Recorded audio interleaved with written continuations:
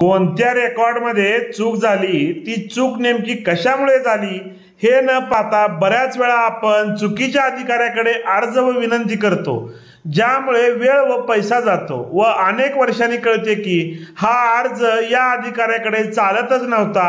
यासाठी नेमकं काय केलं पाहिजे? नमस्कार, मी ॲडव्होकेट विशाल गावडे। अनेक वेळा आपल्या सातबाऱ्याच्या उतार्यामध्ये चुका झालेल्या असतात, त्या चुका दुरुस्त करण्याचा अधिकार माननीय तहसीलदार यांना असतात, परंतु आपण तलाठी व सर्कल अधिकारी यांच्याकडे अर्ज देतो। खत नोंदवले असल्यावर ते रद्द करण्याचे अधिकार दिवाण न्यायालयास असतात, त्यासाठी आपण तहसीलदारकडे अर्ज देतो।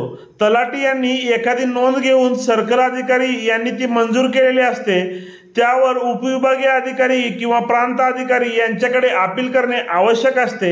आपण त्यासाठी पुन्हा तहसीलदार यांच्याकडे अर्ज देतो।